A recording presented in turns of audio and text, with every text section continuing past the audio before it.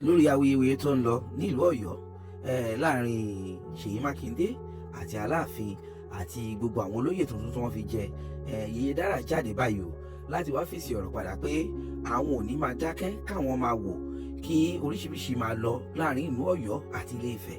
So ní Yeyedara jáde láti wá tú pẹ̀rẹ̀pẹ̀rẹ̀ ọ̀rọ̀ lórí àṣírí tó ń lọ láàrin Aláàfin àti Ṣèyí Mákindé àti Almoroof fúnra rẹ̀ gangan pàápàá gan láti wá ṣàlàyé gbogbo bí ọ̀rọ̀ náà ṣe jẹ́ ẹja àjọpọ̀ lẹ́nu Yeyedara. This is CROSSBLOGXTV. Don't forget to subscribe, like and share. Roof tó bá ń gbọ́ ó ti họ́bó ó ti họ́bó ó ti họ́bó ó ti họ́bó ó ti họ́bó. Ṣebí gọ́vnà Ṣèyí Mákindé àná tí gbogbo yín sìngì praises ẹ̀ ní ìgbà tó ṣe nǹkan tí ó dùn mọ́ yín nínú àbí? Okay. Òun ni gbogbo yín ti wá sọ èpo ẹ̀gúsí ẹ̀ báyìí tó ti dohun ẹni àjírí lọ́dọ̀ yín. Èpè èébú ọ̀dàlẹ̀ kò sí kọ́tẹ́ ẹ̀pẹ́ tán. Ṣùgbọ́n tẹ́ bá tẹ̀síwájú nu fídíò yìí tẹ́ wò dáadáa. Ẹ rí ní ìgbà tí gọ́vnà Mákindé tí wọ́n sọ pé wọ́n fẹ́ yan the next Aláàfin sórí àpèrè. Ṣé gbọ́ statement tí bàbá yẹn sọ gọ́vnà Ṣèyí Mákindé? Ó ní ó fọ́nì gan ni wípé ọ̀pọ̀lọpọ̀ tó àwọn èèyàn tẹ ọmọ ẹ̀dì yẹpa tí wọ́n pè òun tí wọ́n ń wá tán rábàbà tí wọ́n mú orúkọ wá pé ẹni tí kí wọ́n fi sí next Aláàfin lélẹ̀. Ó nígbà tó máa gbé Ifá kalẹ̀ Ifá ò tiẹ̀ yà sọ́dọ̀ wọn kò mú wọn. Wípé ó fọ́nì. Nípa ọ̀rọ̀ ẹnu ẹ ìwọ ló dẹ̀ tó wá tú ṣẹ̀kẹ̀ṣẹ̀kẹ̀ lọ́rùn gọ́vnà Ṣèyí Mákindé nítorí àsọjáàmù ẹ̀ àti lọ́wọ́ àti lẹ́sẹ̀.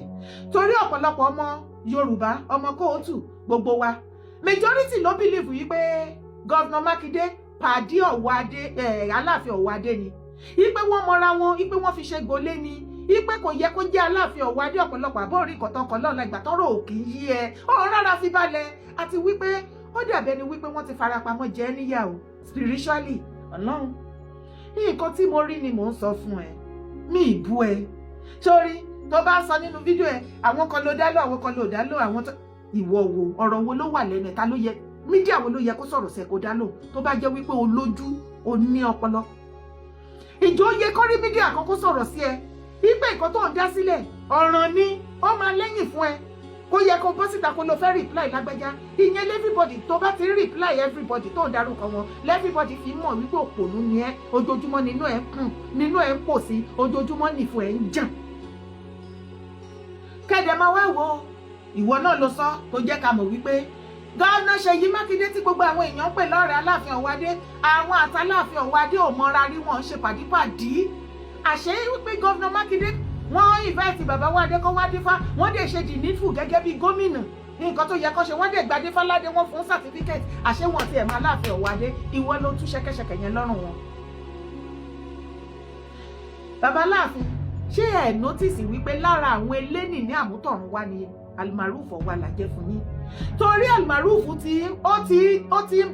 ti ba orí ìtẹ́ jẹ́ ó ti ní orí ìtẹ́ yẹn lára kẹ́ tó dé. Ìgbà tẹ́ ẹ wá dé ó wá yí pé fún yín. Gbogbo fídíò ẹ̀ tó bá ti ń ṣe on your behalf pátápátá on behalf of Ọ̀yọ́ ló fi ń bá aṣọ yìí ẹ̀yẹ lọ́rùn lórí àpèrè Aláàfin àti ní ìlú Ọ̀yọ́. Gbogbo fídíò tí Almoroof bá bọ́ síta tó bá ṣe fún gbogbo ẹ̀yin ọmọ Ọ̀yọ́ on behalf of Ọ̀yọ́ àti Aláàfin Ọ̀wádé àtòrí ìtẹ́ Aláàfin òun ló fi ń dáná sun Ọ̀yọ́ ló fi ń kọ́ sí mọ́ hatred fún gbogbo ẹ̀yin ọmọ Ọ̀yọ́ tó bá ní àròjinlẹ̀. Ṣó wá rí o ti dáná oúnjẹ sílẹ̀ fún gbogbo ọmọ káàárọ̀ òjíire gbogbo ọmọ Yorùbá báyìí àbá ẹ̀jẹ̀ o wàláì kò tó wa kò tiẹ̀ go round. Ṣùgbọ́n gbà ká jẹ́ tán àwa rí kó yẹ ká san ẹlẹ́sàn yẹn padà tí àlàyé mi bá yé ẹ lówe là ń lùlù àgídìgbò. Gbogbo ọmọ Yorùbá gbogbo ọmọ kóòtù ajíire báyìí àti wá dá oúnjẹ sílẹ̀ fún ẹ.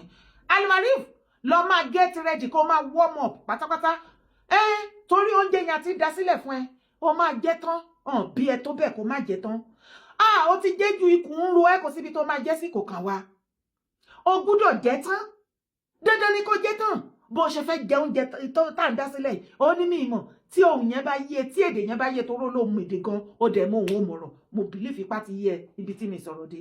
Wọ́n tún wá ní kí n sọ fún ẹ wọ́n ní lórí ọ̀rọ̀ bàbá ọba Ọ̀yọ́túnjí mo ti yán kíní ilé tí ẹ lẹ́ẹ̀kan rí màá tún sọ kó lè mọ̀ wípé gbogbo nǹkan tí ìwọ ò expect pé ó ṣẹlẹ̀ on your behalf ó ti ṣẹlẹ̀. Wọ́n ní kí n sọ fún ẹ pé bàbá ọba Ọ̀yọ́túnjí wọ́n gbé fèrèfèrè pé ó ní interest àbí oyè kan nínú Ọ̀yọ́túnjí or anything. Ṣó wá rí àwọn ọmọ Ọ̀yọ́ gangan olóríire ọmọ Ọ̀yọ́ àwọn ọmọ ọkọ ní ìlú Amẹ́ríkà tó ń gbé àti gbogbo ọmọ Yorùbá ọmọ kóòtù àjíire wọ́n ní kí n sọ fẹ́ pé wọ́n dúró dè wọ́n ti ní group wọ́n dúró dè ìwọ náà mọ̀ nǹkan tójú ẹ̀ rí ń bẹ̀ láàrin àwọn ọmọ Ọ̀yọ́ ń bẹ̀. Ṣó rí ní Canada group tí wọ́n dúró dè àwọn ti Nàìjíríà wọ́n dúró dè ṣó ti rí ti Nàìjíríà yẹn ló worst.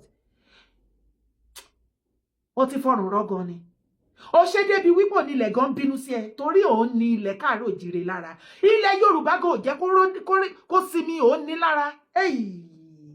Ta ló lè bá bọ̀bọ́ yìí sọ̀rọ̀ kó yé o bọ́ bá sọ̀rọ̀ kò lè gbọ́ torí pé wọ́n ti fara pamọ́ jẹ́ níyà spiritually. Almaroof òun nǹkan tó wà lẹ́ òwú ẹnu lẹ̀ kó wẹnu ọkọ bó tilẹ̀ jẹ́ wípé every minute every second ló máa ń jẹ́ kó yé gbogbo ayé pé ìwọ ló dàgbà jù gbogbo ayé gbogbo èèyàn ní òtó first born ẹ ìwọ ló bí gbogbo ayé pẹ̀lẹ́ Almaroof Metusela. Ṣọ́ra yìí àwa wí tán ó ní gọ́vnà Mákindé fáwọn kan joyè àwọn Ọ̀yọ́mèsì ṣé lára àwọn Ọ̀yọ́mèsì tán dá ládé ṣé ọba ìgbà tó ti jọba sì ṣó tó bá fẹ́ wá jọba míì àwọn tó máa ń jẹ́ afọbajẹ ṣé ọba lè fọbajẹ. Wọ́n jẹ́ kó yé pé ìlú ti yí orí ti change bá ṣe ń sùn tá à ń jí ní ilẹ̀ mọ́ tí ilẹ̀ ń ṣú Amẹ́ríkà tó wà ṣé bó ṣe rí ní 10 years ago ló ṣe rí nísìnyí ṣé ò rí pé many things ń change ìkànnì ẹ́. Gbogbo ẹni tó ń lo agbára ewé àti egbò láti máa da ọ̀nà yín rú láti máa fogun jà yín èmi dúró bíi Násírì Olódùmarè mo ti ẹnu bọ àṣẹ Olódùmarè mo pa á ní àṣẹ lórúkọ Jésù Ọlọ́run kó dá wọn lẹ́jọ́ ikú. Màmá kí ló ń tẹ̀ ńlá kọjá dádì kí ló ń tẹ̀ ńlá kọjá kí lẹ ti gbàdúrà lé lórí títí tẹ́ ti gbààwẹ̀ tẹ́ ti lọ káàkiri ṣùgbọ́n tí ò ti sí ọ̀nà àbáyọ. Olúwa ní pé kẹ́ ẹ jájọ gbàdúrà ẹ jájọ wádìí kí làṣírí ogun yẹn àti pé kí ni ọ̀nà àbáyọ.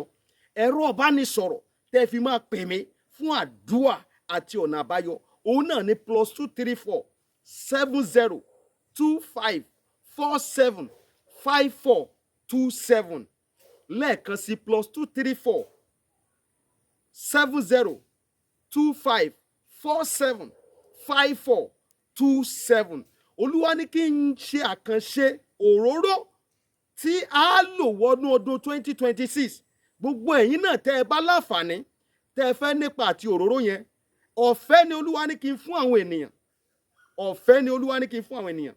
Ẹ̀yin náà lè pe nọ́mbà yẹn lórúkọ Jésù ẹ rí ọ̀nà àbáyọ. Ọ̀pọ̀lọpọ̀ ìyanu ló máa ń ṣẹlẹ̀ lórí òkè tá a wà lórúkọ Jésù ayé tí yín náà máa gba ìyanu ó ti rí bí ó ṣe bẹ́ẹ̀ Jésù Olúwa wa àmín àmín àmín lórúkọ Jésù. God bless you. Stay blessed in the name of Jesus. Amen.